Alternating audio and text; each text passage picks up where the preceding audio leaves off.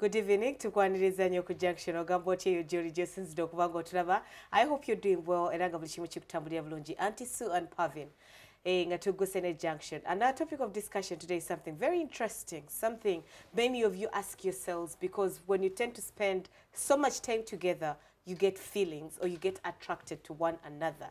The question of discussion today is, can co-workers have a healthy relationship, like dating relationship, and also achieve their goals at work? Is that topic of discussion. Twebuuza nti abakozi nkulaba abakozi nga nze na okay not nze nawe 7 yatugana abakozi basobola okubeera mu relationship never healthy, fruitful, and also achieve their goals at work. Uli otya? Ndi bulungi auntie. So how are you doing? Jebaliko. Kale nawe jebali. Olabika bulungi. Webale kusiima. Oyambadde bukala bwebu. Webale kusiima mukwana. Mbeera tekukutte bubi. Ate nkutte bubi. Twebaza Mukama. Twebaza bwebaza Mukama. Jebali emirimu. Nawe jebala auntie. Makula agamba kyanti mubuuza ggwe. Gyali bulungi. Gyali mulungi. Gyali bulungi. Kirungi.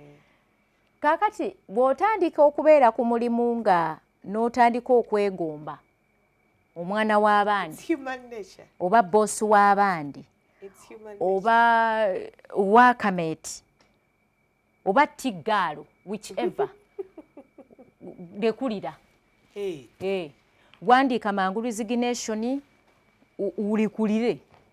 Are you serious? Yes. I feel like it can work.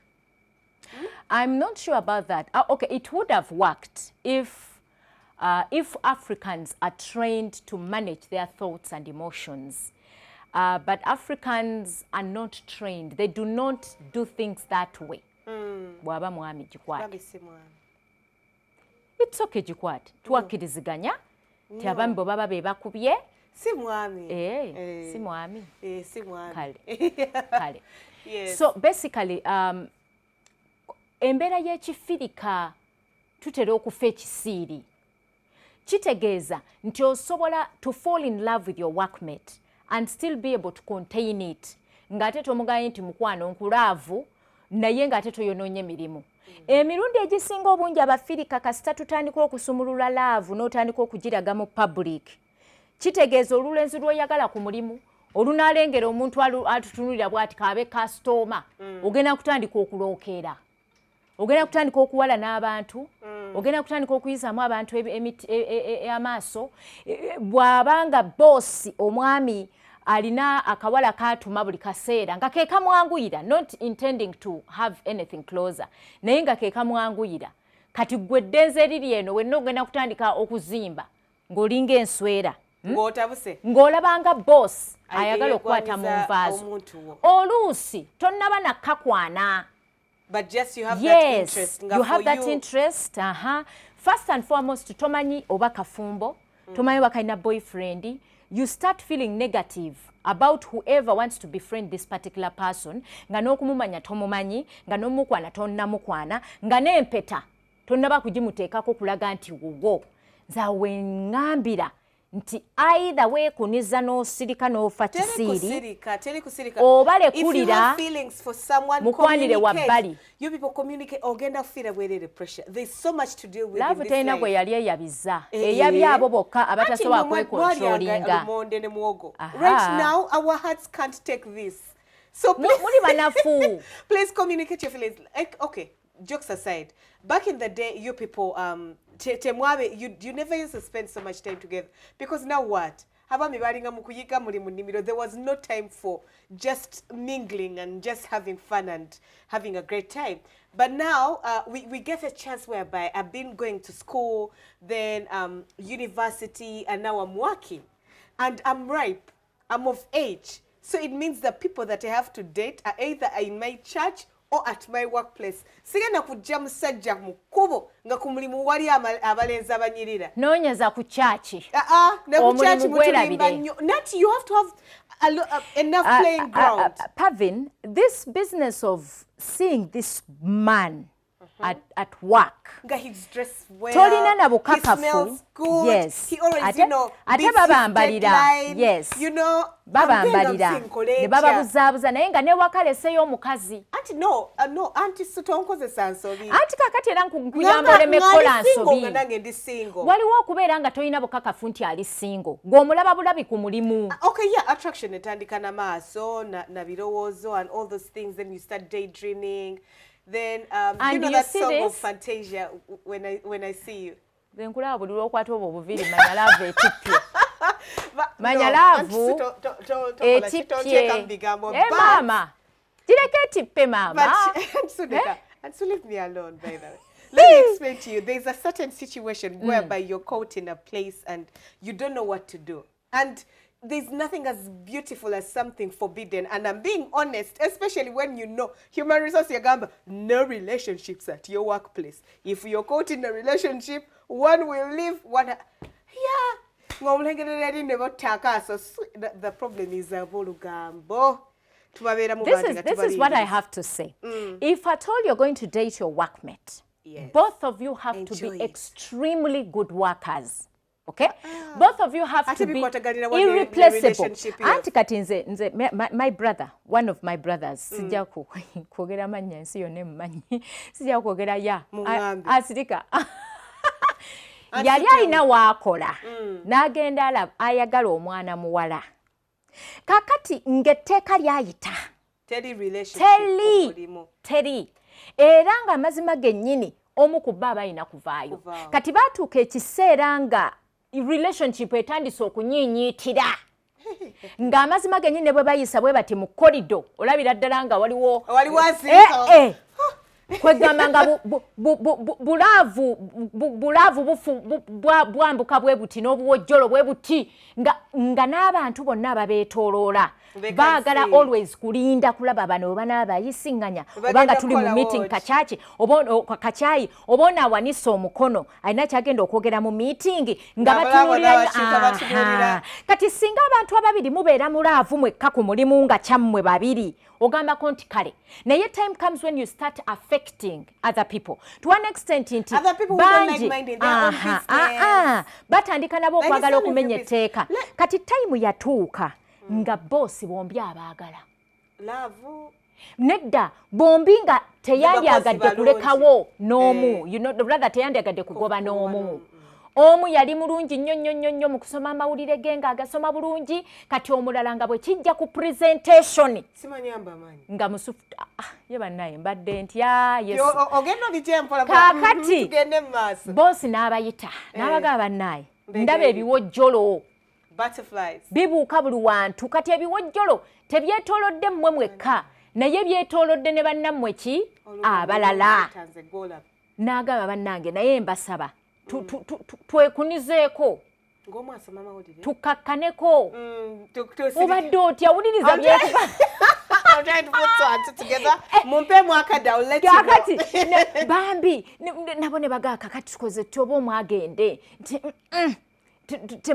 munyambe kubanga you're good people muli bakozi balungi kugamba I cannot let any of you go because I don't also know how far your relationship would go. It's going to go, exactly. Okitegera. So I cannot kakati mbadde nsaba just mwe controlling bwe controlling ekintu kireme kumanyika nnyo. Kati jjukira nze brother waffe ewaffe embeerere kutukira ku kiro ky'embaga kuchembaga madema yekiso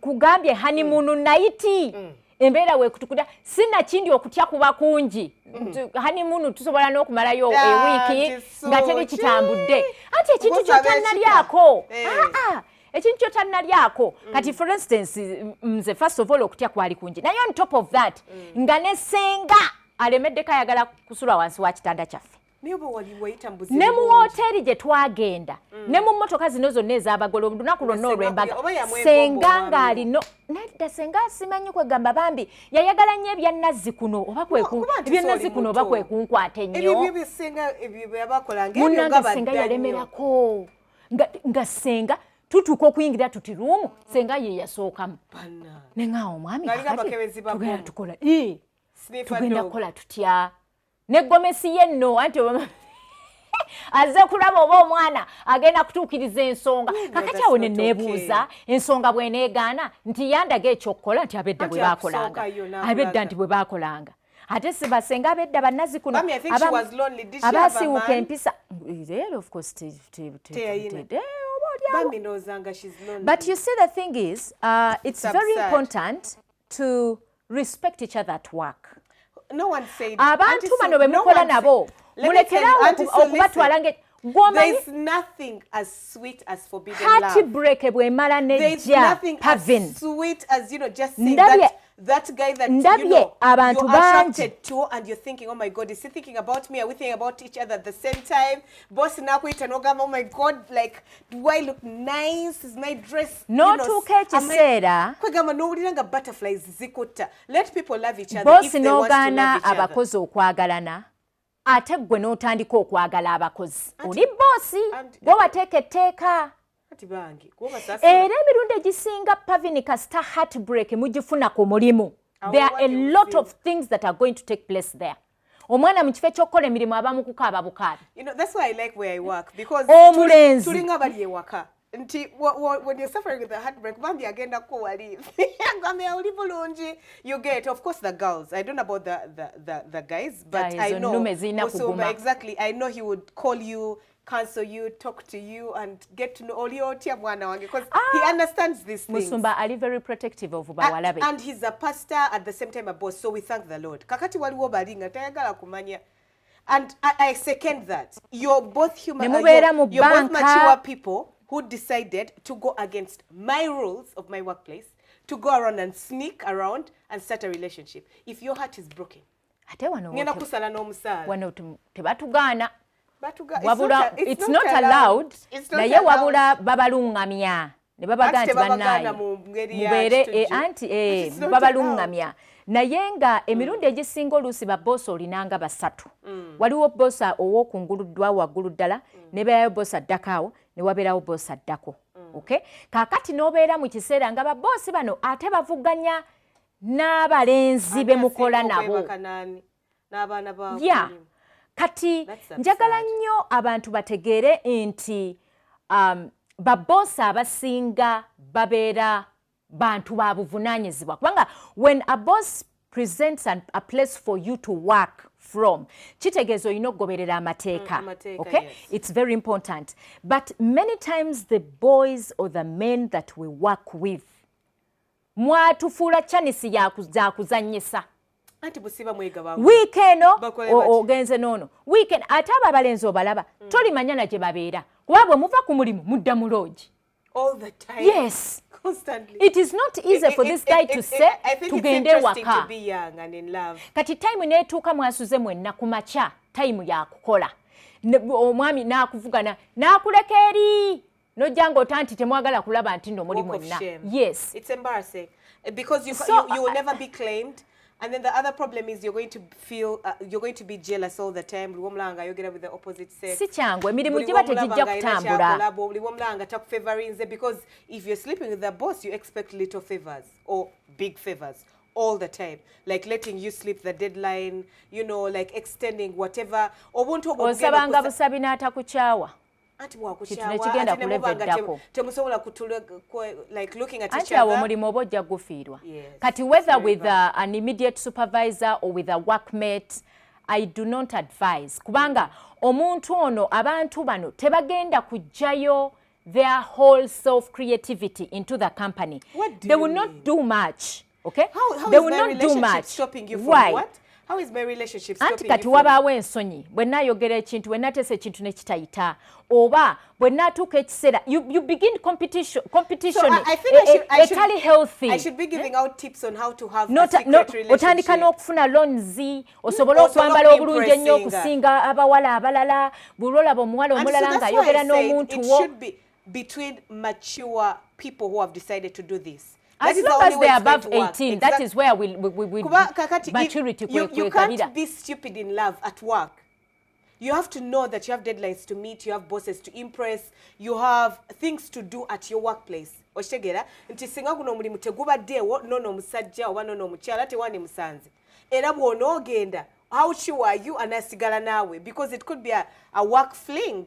She likes the way or whatever it is that you do that she's attracted to. And if you notice, most cases, these flings don't last. They don't last. They don't last because at the end of the day, you're going to realize, then you're spending so much time together, you're always at work together, you're going to realizing, then you're going to be embarrassed about some things, the way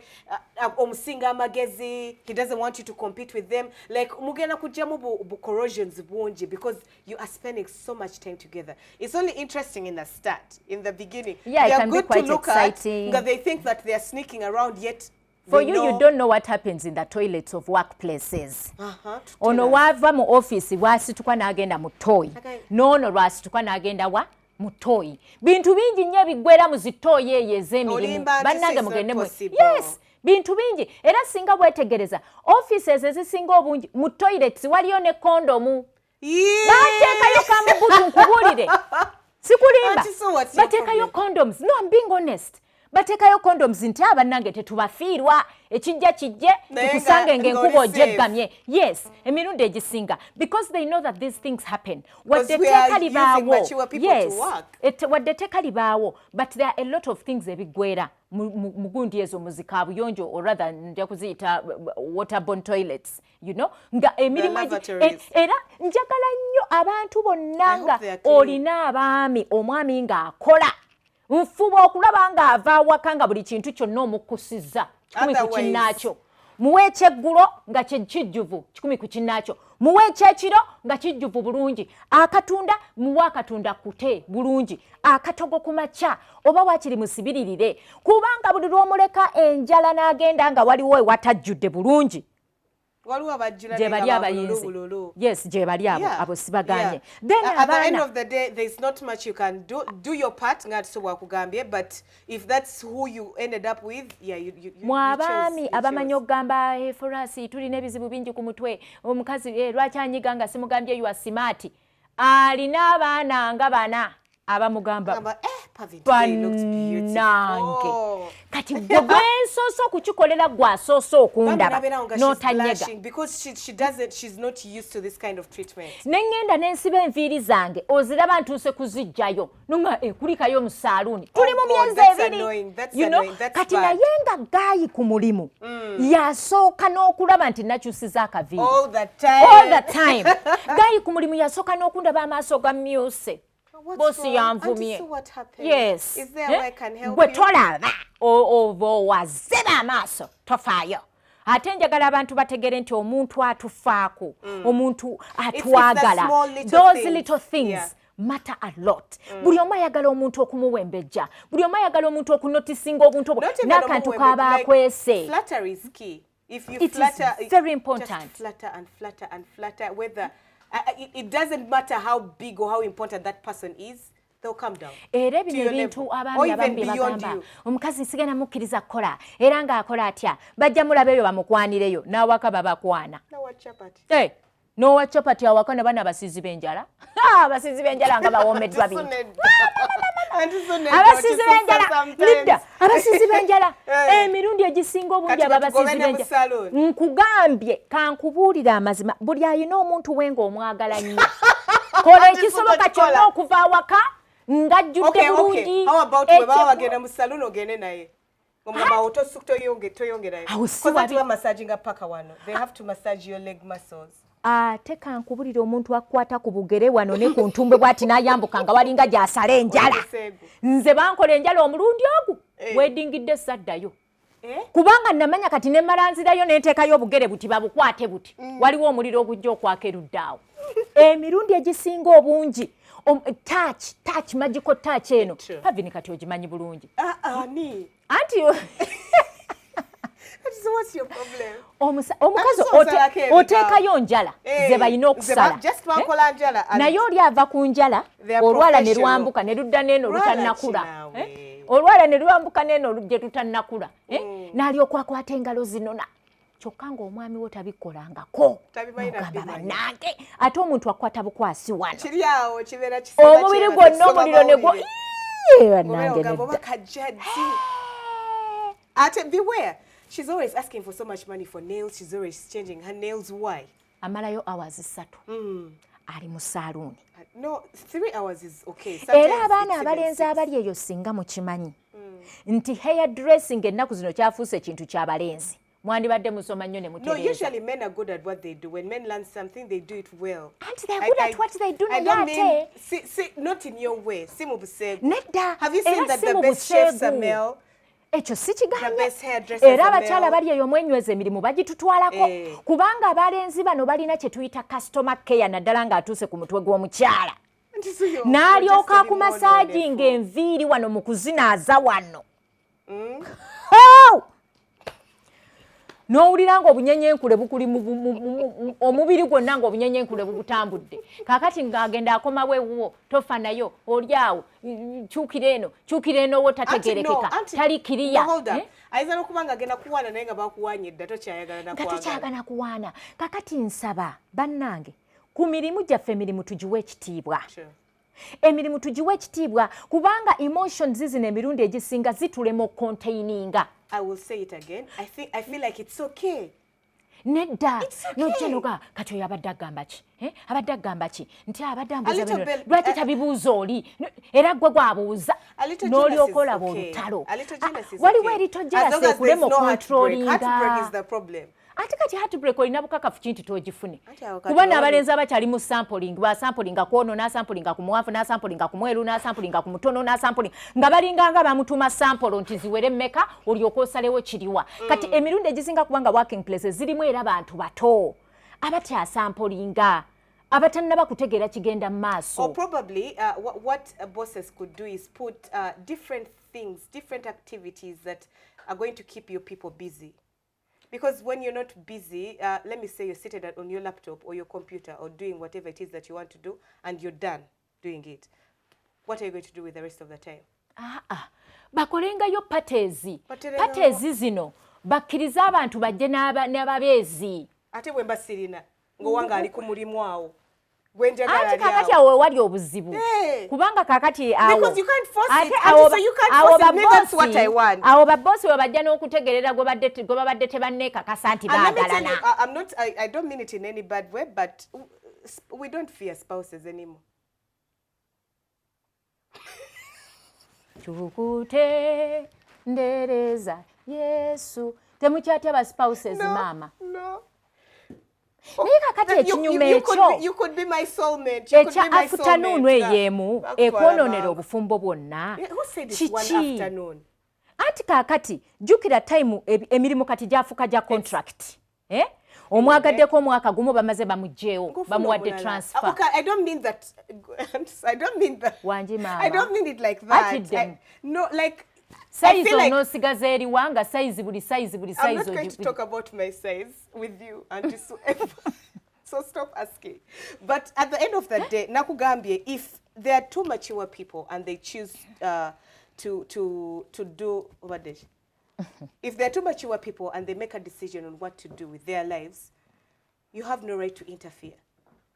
As long as the work is done and is done in the right time and it's always there, then you have no right to interfere. As long as the work is done and done at the right time, and it is done very well. Chitegeeza. Because singa obadde toyagala muntu ono ate wandibadde ogoyinga overboard mu perfection ya wakawo. Yes. There's a work limit. Abantu bangi bakuwa emirimu. For me not to have a relationship outside my work relation. You have to be innovative. I've already told you, most of us, it's home, work, school. And then at the age of 25, at home they're asking for weekend muba mukola ki? Mujoininge Rotary ne Rotaract. Well, join. Leave me alone. Okyali ku Junction. Tukyagendera ddala maaso. So I'm with Auntie Sue, and our question, take it to our Facebook page and let us know, is it okay to have work relationships? Tova.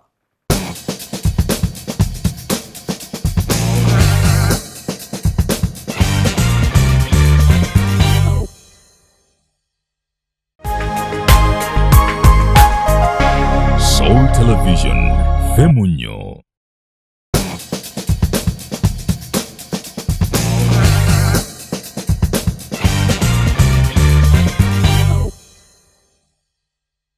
Well, okyali ku junction tukyagendera ddala maaso era nga topic of discussion twebuuza is it okay for co-workers to be in a relationship? Is it okay for them to date and as long as they are productive?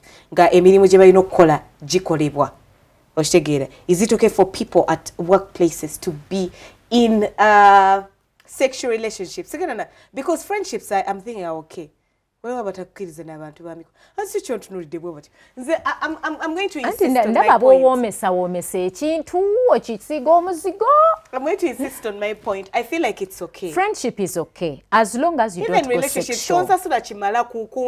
Boundaries anti kakati era tebalina buzibu kugamba nti tebakusasula kimala or anything. Era they wouldn't mind.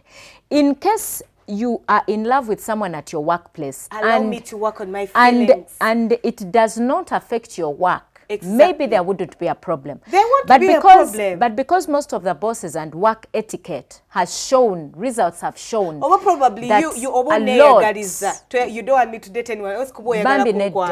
Nedda. I think it has happened over history. I feel like people become more responsible. Responsible when they are dating. 2 hours. 2 hours is a lot.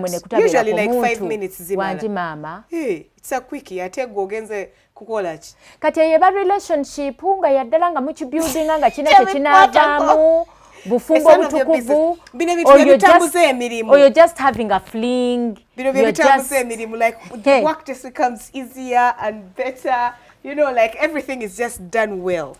There's no perfection at work when you're having a relationship. If you wanted perfection, I kind of feel that your thoughts and emotions are really scattered and you're not giving your work 100% attention. Let me tell you one thing about forbidden love. Do you remember those days of relationships in school? I was never one of those people.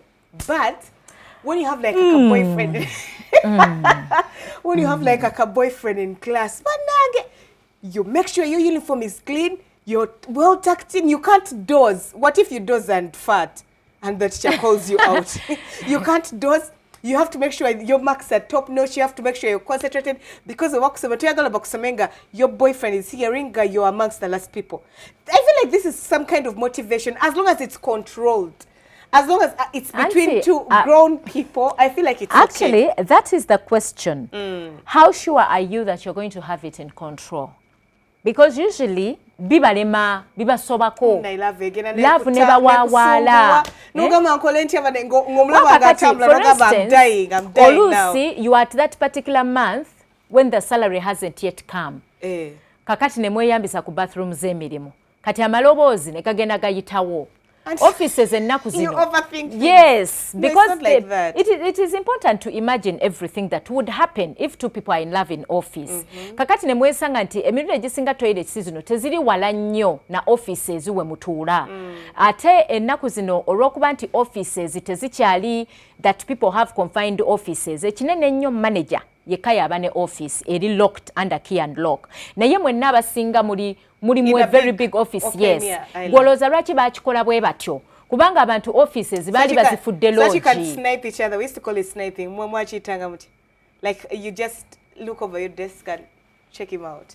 And you check him out, but you see, then the reason why like, wee. And waka nekyobadde oliko typing enamba bwe bubadde bukadde bibiri okola bukadde bubiri n'ogenda okola mesi ku mulimu. Because no, just avoid such mistakes. Like put your relationship on check. Know that it's done at this time and at this time. If my work has to be done, it should be done. And then respect the work premises. It's okay to do whatever it is that you want to do outside of work. Yeah. Ekintu kye bayita love kintu kizibu. Muna ddala love ye tasobola kubeera controlled. Infatuated love where it is the one controlling you. Yeah. You are not controlling it. You see? And where it makes matters worse is where it has just started and where there's a heartbreak. Okay? Gayo na mazo kulya ekindazi kyo takyakulabawo ye ke bageza ne baleeta omwana omuwala omupya mu company. Omwana oyo omuwala omupya bonaabona namu. You know the problems us obuuka kuba no, yes. Kati ne mutandika okubuukira n'omupya. Ate n'atabeera omwami obuukidde. Ne mumubuukira abavubuka nga bataano. But there are big problems that women also, I'm not going to talk about me because My father asked me what happened and I refused, but there are women out there who face so many problems like via internship, because older women at workplaces complain. Excitement for work, they're putting on matching clothes, high heels. For them, they are old, fat and ugly. Auntie, olutuuka mu office bo nga bajjako obukondo. Emyaka egyo mutuuka mu office ng'ojjamu obukondo ng'oyambala zi flat zo. Wamwamanyiira mwemanyiira. Anti kati Pavin ky'ova olaba nti emikwano oba love relationship oba sexual relationships at workplaces should never be accepted. Because even these men, these women, tebagenda kutandika kulowooza nti bannange obwana bugenda otutwalako abasajja baffe if there was never basajja intimately. Mpozi gamba nti eno kitongole ky'abakazi kino kitongole ky'abasajja, because kankunnyonnyola ensonga ng'ekituufu bwe kiri. Obwana bugenda ne buva ku campus nga busibye obukende bwebu. With excitement to come to work. Bubeera n'enviiri nga zinyirira. Excited, smelling good. They have zero work. And most cases, they are reporting to what? Superiors in that place. And the superior is your work boo. Then you get problems. But anyway, what was I saying? If you want this to work, make it official. Why are you even encouraging it to work? Because it's okay, they're human beings. Make it official if you're actually heading to get married. Nedda sigamba banaba relationship ngamba aba company owners. If you ever think about it nga kikusobedde abantu babera mu relationships ebintu bibasobedde emirimu giganya tambula, make it official that it is okay to date but come to my office. Oshtegera nti ensonga lwaki mulimu ebizibu bingi mu relationships ezibeera ku mirimu because bakukuta ate because it's forbidden sisobola nakulopa wa HR kuba nakkiriza teri yankwata oba kitegeera kye ngamba so ne webanchawa ne wankola heartbreak ne wangatako wokuna I have nowhere to report because the HR has said no relationships. So nebabera mu bugubi, that's when they even stop performing because now they are no longer happy, they cannot perform at work. Because if I were a boss, I would make it okay. Nenge chiriwo is you come to my office and you officially kweyanjula to me. Anti kakati. Now that is going to put a restriction to manyenti kati ne wabana asazeewo ku cheatinga nga zembeera z'omusajja oba z'omukyala. It will be outside my workplace. Kweyanjula to you, the boss, does not mean that there won't be heartbreaks, does not mean that there won't be someone looking ahead to see ani ayingidde mu office ya boyfriend wange ani oyo gwayogera naye. There's no way. It won't stop that. Naye bwamukwanjulira ne kibeera official buli muntu amanyi anti so buli muntu alina ku ngeri y'ensonyi. Buli muntu okumanya tekitegeeza nti tebagenda mukwagalira. Anti kati abakwagalira bbaawo be balina obuzibu be baseegu sinze wali simanyi. Anti so if I have no clue that you are married, yeah, and you're also stupid enough to play along, it's not my fault. But when we're too boss Nagambe, by the way, if you didn't know, Auntie Sue and SNC have become an item. You know what I mean. Don't sumbua. You know what I mean. She can a reduced. It's going to reduce on the civil war at the workplace because now Uganda ranana sigena biteka monsi. But on office. No, but it's inevitable. It happens. Instead of eating the forbidden fruit, how about God comes out and says, "Byonna mubirye." Ate kati mubirye ogenda muna emirimu ginaakoleka kubanga njagala nnyo abantu barespecting ebifo byabwe ebyekkolero. Once you're given freedom, so much freedom comes with a limit. If you notice, like so many kids who are given freedom of expression, freedom of the world, of go and kale si go freely chere, but abantu abali exposed baba ne limit as compared to the kids who do not have. Because babiranga bali ku let the dogs out. Buli kimu kimu excitinga agawana engenda kola ntya. Enede kuba ayina okukikola mu bubba ku speed kyonna kimaleyo nga tebannamukwata. Kubanga emirundi egisinga abantu abo betusanze ku mirimu emirundi egisinga they are composed and even their moral uplift is for work environment. You can never know when they are in their own free environment. You will never know their character and personality out of there.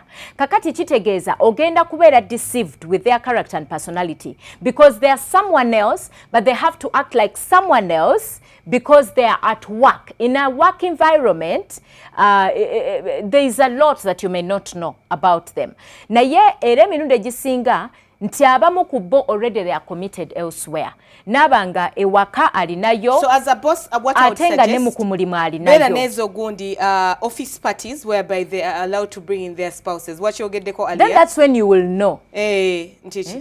That's when you will know nti oba bano bajja okumanya nti oli mufumbo ono si mufumbo. Naye omanyi nti ne house parties era abalenzi oba abawala tebagenda kujja n'aba spouse baabo. Era bagenda kuleeta ba boyfriends and girlfriends. Emirundi egisingira tebajja na wives. Tebagendera kujja na wives zaabwe abali official. Usually, first of all, either a muswaza spouse or spouse teyenkana bulungi n'abaana bakola nabo wano. Your office calls for a party ne bagamba leta mukyala wono leta atali mukyala. Baleta mwana wange baleta biscuit. Ndoza bakyala baba babo. Omukyala waliwo omukyala okubeera nga otandise omugerageranya na buno obuwala obuto bwewakalaba. Yes, abamu gaga nti oyo yenna gayi naafuna oyo yenna yekka omukazi oba oyo yenna bannange omukazi omuwanvu omulungi omubalagavu oyo ye musajja we bulijjo abantu beepankira bwerere kwegamba people bring in some judgment of some sort. Kati kyovola nti abantu usually bakwekera ddala ba spouses baabwe era bajja kuleeta another girlfriend or another boyfriend who is not even the spouse. That's absurd. That's just really, really bad. Yes. You would rather say sizena muntu yenna. Simulina. Nedda jaliye kana yabadde busy n'abaana oba just give an but don't bring someone else in pretext of that being your spouse. That's bad. It is that's not proper. That's very improper of you. So making sure as bosses like mutekewo to me if it was my workplace mutekewo obuntu obulaga that kind of freedom and that kind of freeness. You know, when people are free with each other, the attractions will be less. Because ngabo chogeddeko nti mba nkulabanga work buddy nga sikutegeera mu bulamu bw'ensi. But it also depends on what kind of workplace are we talking about. There's being a hospital. Nga wonna wookolera ensobi doctor ye boyfriend wo. Kyokka gwe nurse aleeta bumakansi. Okyali ku junction tukyagendera ddala maaso era nga twebuuza on whether it is okay to have work relations. Tova.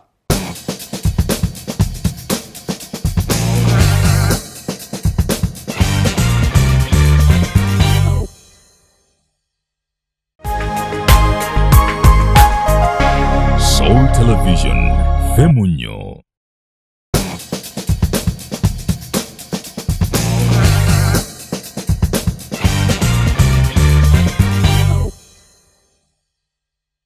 Auntie Sue and Pavin, our topic of discussion, is it okay for people at work to be in a relationship?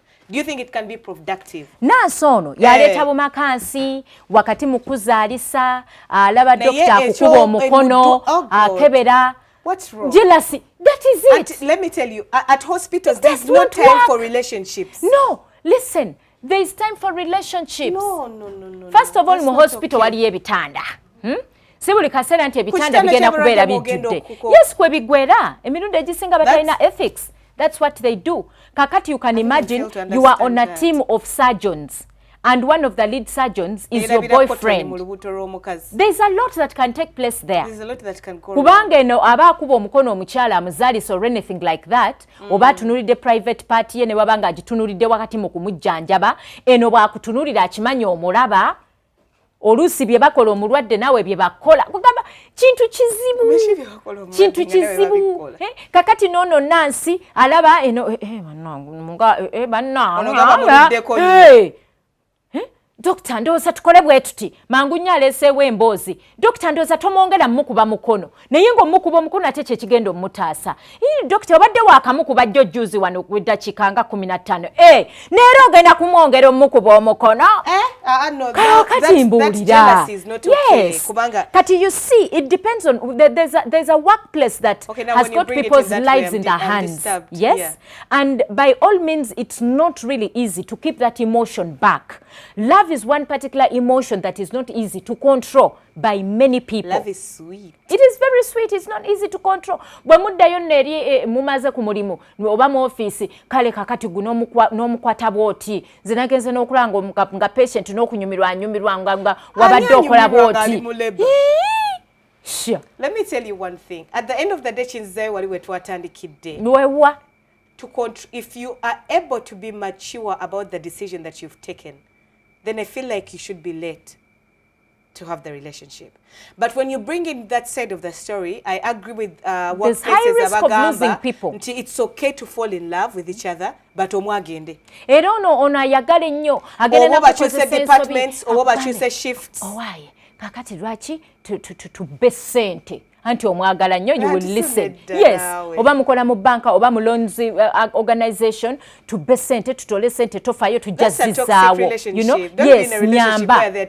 Because the thing is, omuntu akwagalidde ku mulimu tomanyi na kumanya oba ayagala kufunamu bufunyi kuyuzinga oba ddala this relationship is going to lead to a permanent. Yes. Someone can decide omulenzi asobola okukwana nga amanyi nti mu position gy'olimu ajja kusobola okutuuka kyayagala. Agenda kukozesa ensobi olw'okuba omwagala nnyo. But that happens even outside in the other world. Yeah, of course it happens, but not as much as ng'amanyi nnyo bikukwatako naki ne ssente meka z'ofuna.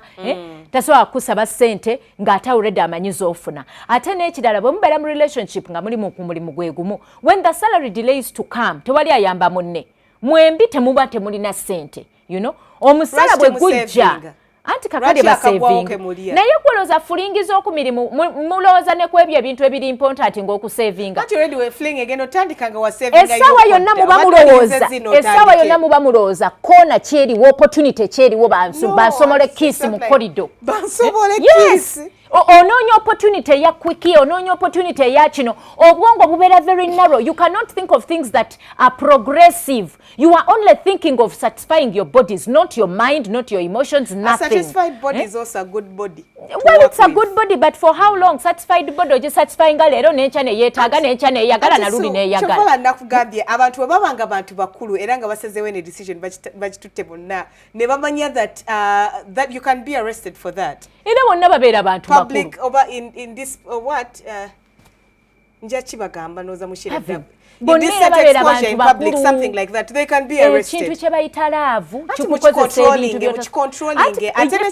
will control. Come out clean and talk, because most of you are being used in those workplaces. But do you know that even controlling is not a very easy thing? It's not as easy as you say it.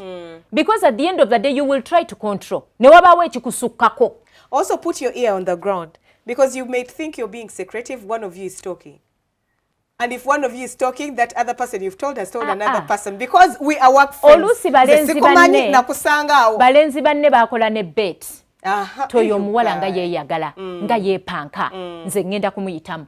Bw'amala okuyitamu n'omulala najja. Kati oba ofuse sowani ya bonna. Yes. Banno bonna bo bagamba kali banayi nolaba nonankwana kuba nayi nonankwana nze banayi oba kiki kireke ekyamagero kyange kiri wano mu office abasajja bonna n'obamala kati banno bambi n'obalowoozesa nti for them they are not good enough. So nobeera ng'otya okulya you feel you're going for bakogga bonna ne baggwayo endagolago ne zikola tasobola kulya tasobola batya n'ogenda mu ttooyi bananda babatyanga ngenze mu ttooyi kwegamba it is really plastic love. Era nze ndowooza nti bw'olaba ng'enyinyitidde. It's in that one place. It's only nice at the beginning, but then at the end you end up being suffocated because you're doing so much together. Nze amagezi gemba bw'olaba nga love enyinyitidde ng'erabika erina direction gyetwala nga for permanency, settlement, omu ku mmwe alekulire. Boss ali mu kuvuma omu ku mmwe. Exactly. Oyagala ate nga boss nga mumusinga obukulu.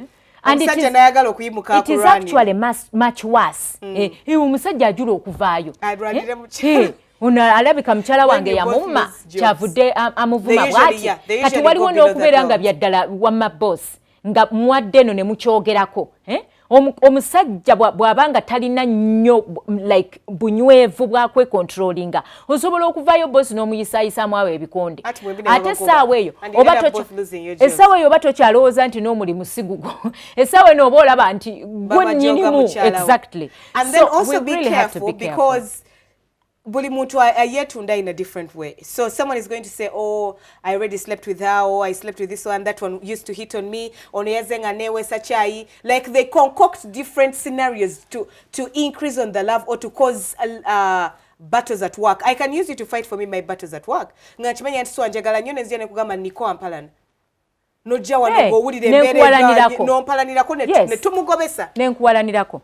Kati awonze wengambira nti when you really realize that this is real marriage material, omwami ono mwagala bya ddala, mutuule muteese. Mugambe nti kaakati ekintu kino nga kitandise okuzitowa. Tugenda tukola tutya. Tandika okunoonya omulimu. You know, apply. Musooka ne mutulira ne mulaba nti kati ani ali mu position etegerekeka. Bajja kuteeka embalo otoleeze emirongooti. Anti kakati embalo okutereza emirongooti. Oyinza okuba kati lwaki nga bakwawula okutwala embaale ngate muyinza okuvumbiriganwa ng'ate oli baamuteeka eri baamutransferinga. The thing is mutuule. I feel like you can do different or go to your boss. Go to your boss. Mugende wa boss. Mumugambe nti kakati tulabikanga abengedde. Naye kakati ekintu tukoze tutya boss. You could recommend me in another organization. Nemba nga nsobola okukola kubanga omuntu wange ono ali very important. Era twagala kufumbirigana. Another thing that should be noted is avoid PDA.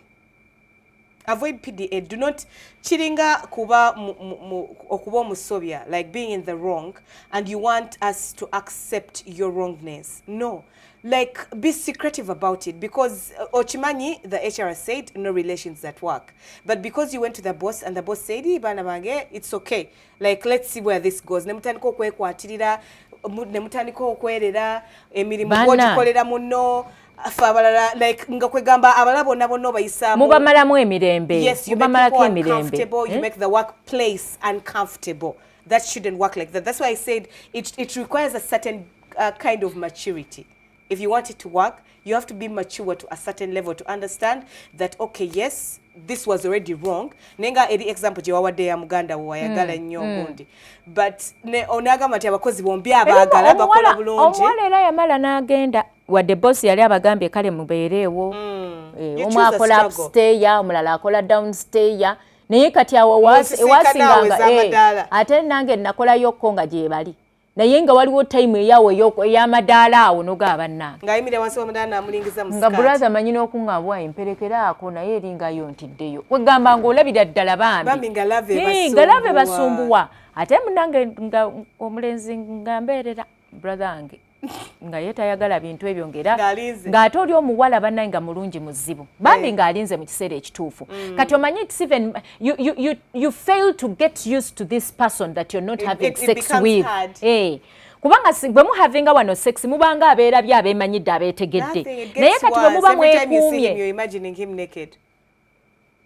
No, I'm just like okay, I know, I understand. Yes, it becomes worse. So obeera n'ensonyi.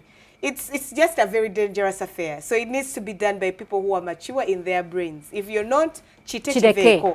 Yes. Chideke, chivireko ddala. Ate musala amagezi. Bwe mubanga relationship ya mwesinga omulimu okujagala.